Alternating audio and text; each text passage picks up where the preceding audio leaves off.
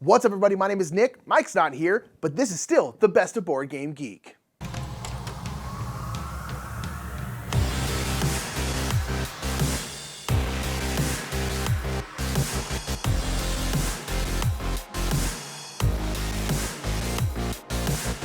What's up, everybody? My name is Nick Murphy of the Brothers Murph, and you can see I'm alone. Mike is not here. Mike, if you don't know, just had a baby. Congratulations to him and his wife. It's super awesome. She's awesome. She's a little bean. Her name's Logan. She's amazing. She's perfect. She's great. But nonetheless, Mike is actually gonna be on paternity leave for a couple weeks here. You might see him pop in here and there in a video, but nonetheless, he's on paternity leave, so he's taking some time off, as he should be doing, to spend time with his daughter. He's literally in that room over there. It's not like he's very far away, but nonetheless, he is not gonna be in some videos here for a little bit, so it's gonna be just me, but the best of Board Game Geek is still gonna be more or less the same. So let's get right into it. Let's get into some BGG news.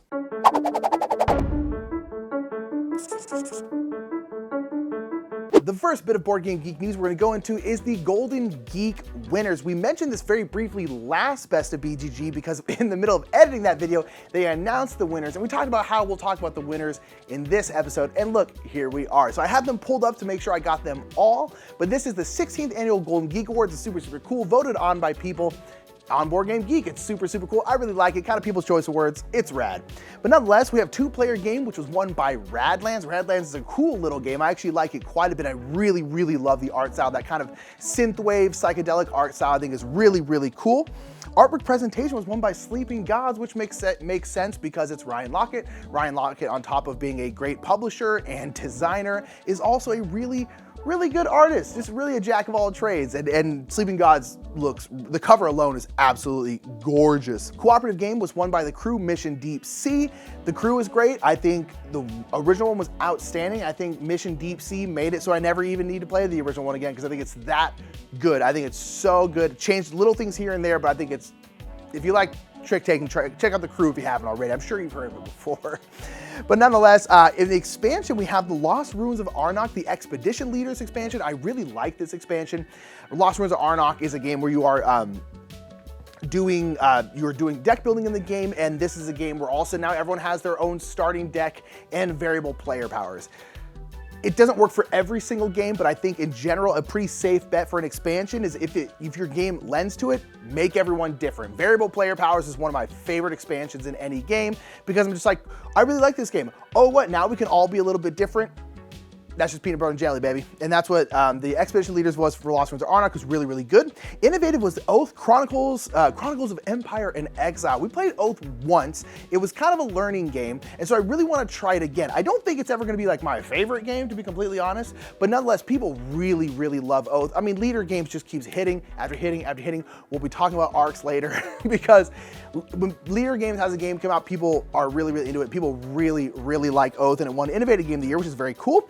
Light Game of the Year was Cascadia. That'd probably be my choice as well. I absolutely love Cascadia. I think it's one of the easiest games to get to the table, and I absolutely love introducing people to it. Medium Game of the Year was The Crew Mission Deep Sea. We've already talked about it.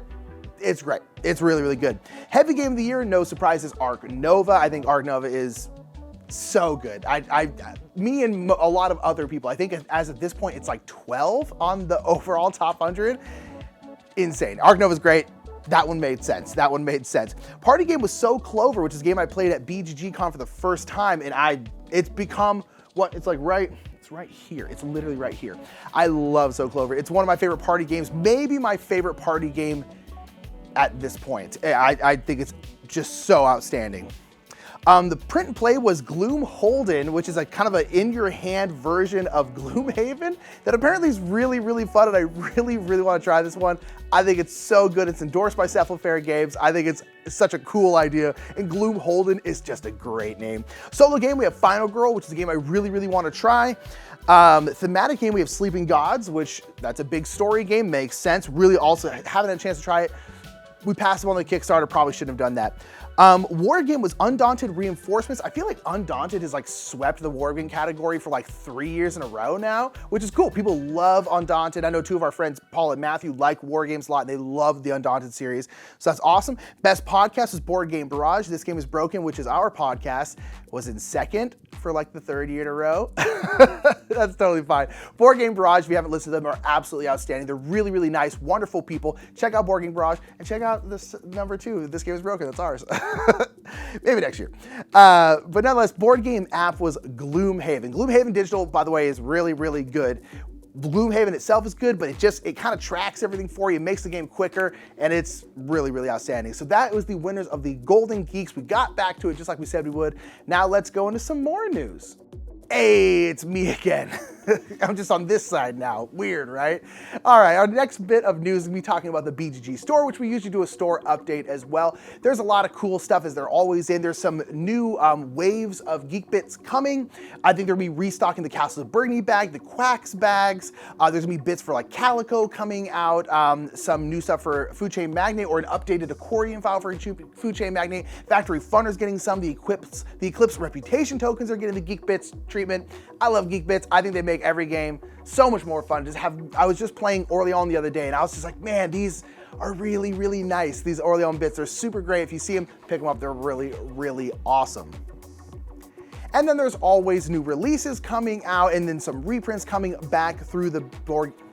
And there's always some new games coming out, some new releases coming out, the Board Game Geek Store, to make sure to check those out. There are also some Power Grid type resources that are available now. And one thing I really like about the Geek Store is they're kind of generic resources, but that work with certain games. You're like, hey, here's like some of these resources, like your woods, your stones, and it can work for this game. You can essentially buy a bunch of these resources and use them a whole bunch. Speaking of Aurélien, I was playing Aurélien the other day, and we have the upgraded bits for that game, the Geek Bits, but also like the goods bits, and it's just, they're so good. But nonetheless, check out the Geek Store, because there's always just some cool stuff in there.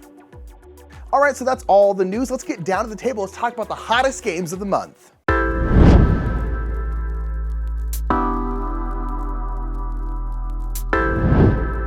I'm sitting in the middle of the frame because it's just me, front and center, talking about the hottest. Number 10 is Sniper Elite, the board game based off of the video game. This is a hidden movement game that kind of popped in and out of the top 10 all month. And so, but yeah, I know this has been getting into people's hands. It was a Kickstarter, I believe. And so a lot of people have been talking about it. I know in a lot of the chats and a lot of the Twitch streams I've been, people are like, oh, I finally got Sniper Elite. A lot of people are really, really excited. But it's a hidden movement game where you're trying to sneak past like German guards, and the other people can control like patrols of the German guards. They're trying to find you and catch you, and you're like a sniper. So it seems really, really cool. I know it plays well solo. I've seen a couple people play it solo on stream. So yeah, this is a game. I haven't played the game. I don't know much about the video game for that matter. And so it's one of the things that I didn't really even know about until it started hitting people's hands, and a lot of people started talking about it. So I was like, oh man, this seems like a really cool hidden movement type game. And again, it's based off a video game that people really like. So that's why it's number 10. Number 9, I probably should have put it number 10, actually, now that I think about it, just for the novelty, is Top 10. So Top 10 was nominated for the Spiele des Jahres. That's why it popped up onto the Top 10 hotness there for a little bit. So this is kind of a party game, kind of like Wavelengthy, where you are given some kind of topic and you have to give suggestions based off of a number. So it could be like very important in a desert, and you have a number 10, that would be like water. Like, what's more important than water in a desert? And if you have like 5, you could be like, I don't know, like good shoes. Like, to me, that's more important than that. But you know, it's like, it's not water.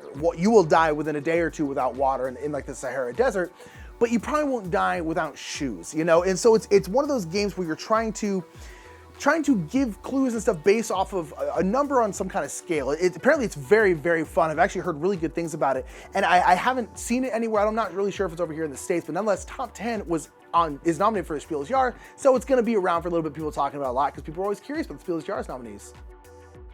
Number 8 is a game called My Father's Work. This, at the moment of filming this, is number 1, but it just hit number 1. It kind of popped up late last week, and so that's why it's kind of farther back in this list, because this is for the whole month. But this is a very interesting game. Kind of seems very in kind of the Abomination kind of world, where My Father's Work, you are like a mad scientist who found like a single page of your father's journal, and you're trying to complete their work, you know, my father's work, and you're like, it's like a worker placement game, and you're like trying to like build up your estates, which are all weird and horror-y because you're doing weird Frankenstein-y kind of stuff, you know? And eventually, after like 3 generations, it's 3 generations of my father's work, which is really, really cool. You are, the mob, the town is essentially gonna rise up against you, and angry mobs with pitchforks are gonna show up. And so, I don't know, like the theme, I'm not really like a horror macabre kind of guy, but I've always loved that kind of theme in board games because I just think it's so interesting, and I've always loved the theme around Abomination. As much as I didn't love the game Abomination as much as I wanted to because I thought the theme was very, very cool. I'm really excited for this one. My father's work, also just a cool name, my father's work. It's just, everything about this sounds awesome. I'm really, really excited for this one. I really want to check out more. And right now, as of right now, it's #1 on the hotness, so hopefully it's good. Number 7 is Great Western Trail Argentina, not Great Western Trail. So this is the second Great Western Trail in the kind of new Great Western Trail. This is Great Western Trail. They came out 2nd edition, which was almost entirely the exact same game. There's slight differences in terms of like the cows. There's like new cows you can get, but very small, a solo game, and little things here and there that they changed. Overall, like I like the new version. We actually have it. I do wish the Railways of the North expansion was included in the new version. I kind of think it should have been, but I really love the cover. I think it's gorgeous. And this one is gonna be Great Western Trail Argentina, and then down the line there's gonna be Great Western Trail New Zealand. And so I think these are gonna be still a lot of the same game. I am very curious to see, I'm hoping we can see maybe a snippet of it at Gen Con. I'm curious to see how different it's gonna be. It definitely seems like there's still the rondel, you're still running cattle, all that kind of stuff, but like there are a new kind of worker, you have farmers now, and it seems like the routes that you're taking throughout your rondel are much, much more important. It's like, do you want to try and get one of these shortcuts? Do you kind of want to go the long way? And I think that would be interesting. I would really love like Great Western Trail, but with more of an emphasis on like, ooh, the routes you take really, really change stuff. And they do kind of depending on what buildings go where and stuff. But nonetheless, I love Great Western Trail. The cover for this one is like, my gosh, I would put it on a wall. It's so beautiful. And I don't know, I just think it's cool. I'm really excited for New Zealand too. I'm very excited about these. And some pictures, some information is starting to come out now. And so it's starting to hit the hottest. People are getting excited for it. Number 6 is the God, this is a sentence I've never thought I'd say before, is the roll and write version of Twilight Imperium. That's a sentence. Here's the thing. I'm not a huge fan of Twilight Imperium. I have played it. It's not my kind of game. It's just not. But I really respect Twilight Imperium because I'm like, it is one of those games where I'm like, I see why people love this. It's not for me personally, but like this is so impressive. It's so cool. It's so awesome. It's just not for me. But I love roll and writes, and I like big roll and writes too. So Twilight Inscription is like a big roll and write, like a really big one. I think it's gonna be like pretty pricey and stuff. Like I'm very, very curious about this because I like the idea of Twilight Imperium. It's just not my kind of game. So I'm like, you wanna give me this in a roll and write? I'm kind of here for this. And so I'm really curious to check this out once I get a chance. But Twilight Inscription is a beefy roll and write based off Twilight Imperium. All right, let's do this. Number 5 has been popping all over the hotness, and that is because it is also nominated for the Spiele Jahres, and that is Scout. Scout is a game that came out of Japan originally, I believe, and it's been around for a while, but Oink Games picked it up, rethemed it, I think, to kind of this circusy type thing. There's no theme, let's be honest. It's a trick-taking game. There's absolutely no theme. But it's a very interesting trick-taking game. I actually got to play it this last weekend. Someone had it at a little con that I was at. And man, it was really, really fun. I really liked it. It's this interesting game where it's kind of a ladder climbing game where if I put out a 3, there's no like suits you're having to follow. You just have to increase the pool, I guess. So it's like, if I put out a 3, you have to put out something higher than a 3, and then you get to take that card. And then, so if you put out like a 9, I don't have anything higher than a 9, but what I can do is put out a straight. So I can put out like 3, 4. That's a little straight. That beats a single card. And then a pair of like 2 3s is better than a straight. And then a 3 straight is better than a 2 pair. You understand. And so it's super, super interesting because you can also, when you get your hand of cards, you are not allowed to rearrange them. But each card has one value on this side and one value on this side. So when you choose your hand, you either choose to have it this way, or you can flip the whole thing around and have it the other way. and it's super, super interesting. So you kind of need your straights to be next to each other already, but then you can also do something called scouting, which is where if you can't play or you don't want to play, you can scout, you can send someone a scout token, which will be worth a point, and then you get to pick up one of the cards from the pool down there. It just works. It's super, super good. I'm really excited it's nominated for the Spiele des Jahres. I think it's so outstanding. I'm really, really excited to play it more. Number 4 is a game from CGE called Starship Captains. This is a game, it looks like an engine building game where you have like different like robots and different crew members and ensigns who all do different stuff, have different abilities, and you're kind of playing out cards. And it seems like an engine builder kind of drafting game, a lot of stuff that a lot of us like, right? And it's from CGE, and this is one of those games that like, CGE is one of those companies where I'm like, I'm pretty interested if immediately when they come out with something, and this game, it seems like a lot of different people are interested because it's been kind of sitting up on the hotness the entire month, and it just seems cool. There's again kind of some deck building, some drafting, some engine building. It's just a lot of stuff that I like, and it's got this kind of like spacey theme. It doesn't look like it's exactly in the Galaxy Trucker like universe, but it's kind of got a similar look to it. And again, it's from CGE, which are one of my favorite publishers. They got a great track record, a lot of games that I really, really, really love. And so this is one of those games I'm immediately interested in. I like engine builders, I like deck builders. This just seems cool. Number 3 is Ark Nova. It's not number 1, although honestly, I probably could have put it at number 1. The last week or so, because of the Spiele des Jahres nominees, because of some other things that we'll talk about in a moment, it has lost its number 1 spot, but it was parked at number 1 the entire month up until about a week ago. But nonetheless, we'll talk at number 3, Ark Nova. It's Ark Nova. It's the 12th ranked game on BGG at this point, I think. 12th or 13th, somewhere in there. People love Ark Nova. It's great. I love it too. It's awesome. We don't need to talk about it anymore. It's number 3. Number 2 is the special edition of Castles of Burgundy, which is out on GameFound right now. This is a deluxe version of the Castles of Burgundy, which is made by Alea, and they partnered up with Awakened Realms, who does like Tainted Grail, those big, humongoid mini games. And so I was like, that's an interesting pairing. When I first heard it, I was like, that is weird. It's kind of an odd pairing, right? But nonetheless, it finally came out on GameFound. It's doing very well. And yeah, it's Castles of Burgundy. There's not too much difference. It's just got new art. They have like castle minis for your castles. It's very well produced, like dual layer boards. There's like 56 different duchy boards. So you play in a lot of different kinds of duchies.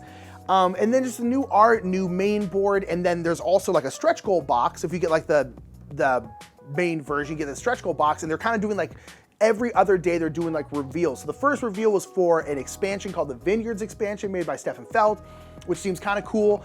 And then there's like now there's new castle figures that are coming out to kind of give it some variety.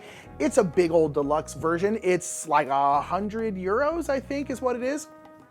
It's a big old deluxe version of Castle of Burgundy. People love Castle of Burgundy. A lot of people have gotten it because people love Castle of Burgundy.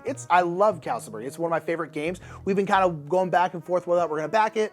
It's one of these deluxe versions. It's a deluxe version of a game that people love. Like that's something that happens a lot in our hobby, and Castle of Burgundy is a game that, like, you know, I wouldn't mind a really pretty version of it like this. So yeah, Castle of Burgundy Special Edition is number 2. People love it. Number 1 is a game that a lot of people are talking about right now, and that is Arcs. This is a game out on Kickstarter. This is done by Leader Games, who make things like Vast, Oath, and Root, which is their biggest game. This Leader Games is one of those companies that whenever they have a game that's out on Kickstarter, it's all anyone talks about because it's just a very popular publisher. And Arcs is very interesting. It's considered kind of like you could do like a campaign in like one evening kind of thing, where like throughout the course of the game will change very significantly. Like new rules modules get added, people like unveil special abilities and start doing those. You might end up controlling a faction, like a totally diverse in terms of like what they do, faction like Root or something like that throughout the game. And it's kind of like, yeah, it's like a campaign game you play in like one evening. And I'm like, I don't even know what that means. But if someone's gonna do that, it's gonna be Leader Games. One thing Leader Games always does is their games are very, very different. Root doesn't really feel like anything else. Oath is very, very different. Arcs looks like it's following that same path, and people are very, very excited about it. I'm curious, like I like Root. I mostly play the digital version just because I want to play with all 4 factions. I wasn't a humongous fan of Oath, but I also just don't think Oath is ever gonna be like my kind of game. I'm very curious about this one. It looks very, very interesting with just, again, the way the game changes and stuff. I don't know, it just seems very, very interesting. So I'm very curious about Arcs. It seems like a lot of other people are. It's crushing on Kickstarter. People are really loving it. Again, Leader Games is one of those companies. They're gonna always do very well.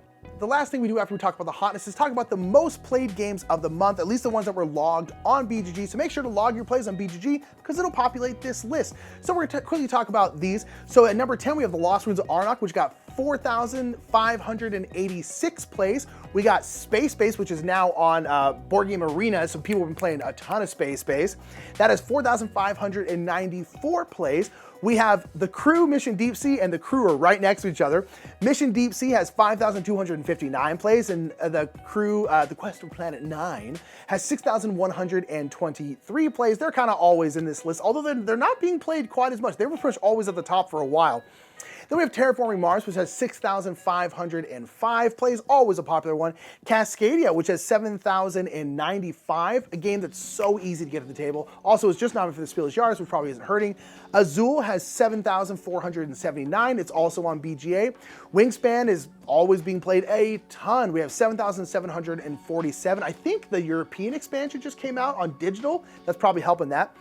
Number 2, we have Marvel Champions, which has 10,001 play, and then number 1 is Arc Nova with 12,625 plays, which is bananas. That a game as big as Arc Nova is number 1 on the most played list of the month, and even then, it's almost 3,000 plays higher than Marvel Champions, which is always at the top of the list, or at least number 2, is just insane. I mean, it goes to show how many people are playing Arc Nova, why it's climbing up the top 100 list so quickly, why it's always parked at number 1 of the hotness.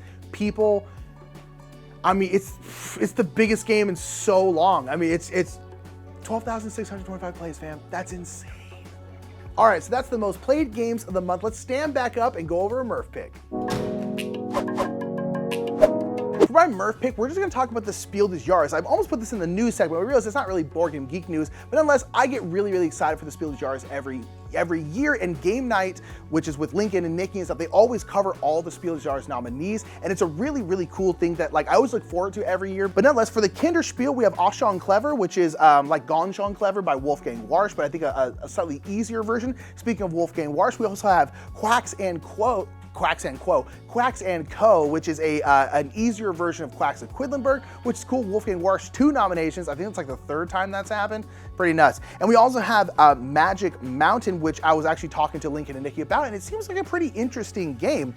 For the Kennerspiel, so this is more the advanced versions of the games, we have Cryptid, which is a really interesting deduction game where you're trying to find something but not give other people too much information about where you think it is, because that might help them find it. Really, really interesting game. We also have Dune Imperium, which we talk about, I feel like, every month on, on the Best of BGG. People love some Dune Imperium. It's over in Germany now, so now it's got nominated. And then Living Forest, which is a game I don't know too much about, but it really looks pretty, and I'm a sucker for pretty looking games. And so that is the Kennerspiel. And the Spiele des Jahres, which is the biggest of the 3, we have Cascadia by Flat Out Games. I really, really love Cascadia. It makes sense for Spiele des Jahres. Yeah, it's a really, really good game. We also have Scout, which is a trick-taking game, which I actually got to play this last weekend, and it's really, really fun. And the last one, we have Top 10, which is a party game that I was also talking to Lincoln and Nikki about, and seems very, very interesting. So those are the Spiele des Jahres nominees. We're gonna see who's win. Check out Game Night to make sure you can see all the Spiele des Jahres nominees getting played, because it's really, really cool. But yeah, that is my Murph pick, because I was like, we gotta talk about the Spiele, and we'll probably talk about it once they win, because it's the Spiele, it's a big deal. So the last thing we always do in the end of these videos is talk about our personal favorite games of the month. And I'm actually gonna talk about a game that we have played literally more than any other game, and that is gonna be Marvel Legendary. I kind of rediscovered Marvel Legendary this last month. Mike, as I said, has been on paternity leave, but I've still been doing playthrough videos over on our channel. I've been still doing streams over on our channel. I've just been playing solo games instead. And one of the games that I've been playing is Legendary. I was like, you know what, you can just play Legendary. It's just a co-op game. You can play like 2-handed instead of 1. And I'll tell you, it's funny because like we've played Legendary more than any other game. There was a period of probably about a year, like realistically a whole year, where we played Legendary a couple times a week. And every time we played it, we probably played at least 2 games of it. We played hundreds of times in a year. I mean, it was really, we played a ton of it. We just could not get enough of it. It's still our most played game by far. And honestly, we haven't really, in the last, ever since then, that 1 year, we kind of burned ourselves out on it like you do. And ever since then, we've probably only played it maybe 10 times since then, but we have a whole bunch of different expansions. But I decided to play it again, and I played it actually a couple of different times, and I played like the new Bond Legendary, which is part of like the Legendary counter system, but it's mostly the same game. And it has been so much fun to play it again, and it's kind of like reignited my love for that game and been like, oh yeah, this is why we played this game like 100 times in a year. Like this is why we played this game over and over and over and over, week after week after week. It's because we really love it. And it's been really fun to kind of rediscover that and rediscover that love. And so that's my favorite game of the month. This is Marvel Legendary, really any of the Legendary games. Man, I really like it, and I've really had such a good time discovering it and kind of reigniting my love for it. But that's my favorite game of the month. Down in the comments, let me know your favorite game of the month. And that's gonna be it. This is the best of Board Game Geek. Mike is not here. He'll be back soon, but nonetheless, hopefully it wasn't too bad with just me here and my little face. And so that's gonna be it. We'll see you later. And yeah, we'll see you next month. Bye, everybody.